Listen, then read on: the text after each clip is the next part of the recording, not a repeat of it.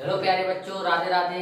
कैसे हो आप सभी। आज अपन पढ़ने वाले हैं कवि परिचय तुलसीदास जी के बारे में। वेरी मोस्ट इंपोर्टेंट कवि परिचय है जो नए पैटर्न पर आधारित है। बिल्कुल ध्यान से समझते हुए इसको अपन पढ़ते हैं। तो अपन सबसे पहले पढ़ेंगे कवि परिचय तुलसीदास जी का।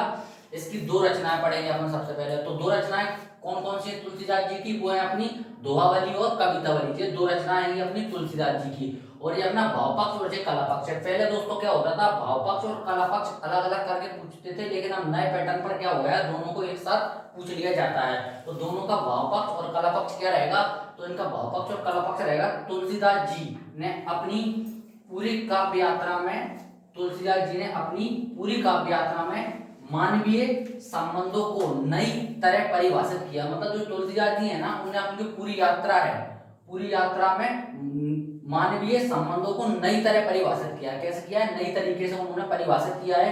इन्होंने अपनी रचनाओं के द्वारा समाज को सुधारने का बड़ा सुंदर वर्णन किया है। मतलब तुलसीदास जी ने क्या किया है, इनकी जो रचना है ना, रचनाओं के द्वारा तुलसीदास जी ने रचनाओं के द्वारा समाज को सुधारने का बड़ा सुंदर वर्णन किया है।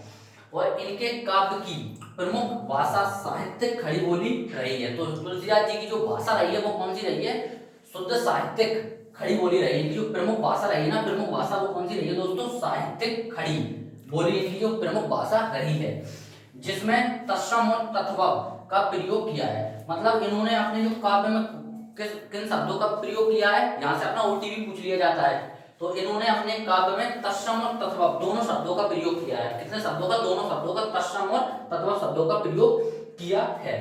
ठीक है। और उसके बाद अपना आ जाता है दोस्तों साहित्य में स्थान। इनका साहित्य में स्थान, ये भी अपना एक नंबर में पूछ लिया जाता है। तो साहित्य में स्थान अपन पढ़ेंगे। तो साहित्य में इनका स्थान क्या रहेगा, तुलसीदास जी साहित्य के जगत में। तुलसीदास जी क्या रहे हैं दोस्तों, साहित्य के जगत में। किसके जगत में, साहित्य के जगत में।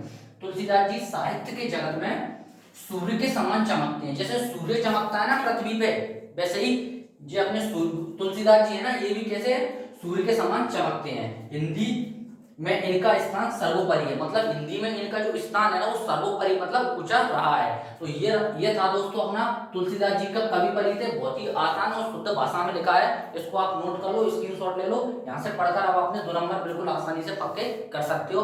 धन्यवाद दोस्तों, मिलते हैं नेक्स्ट वीडियो में। अगर चैनल पर नए हो तो चैनल को सब्सक्राइब कर लीजिए, वीडियो को लाइक कीजिए और एक प्यारा सा कमेंट कीजिए। धन्यवाद, जय हिंद।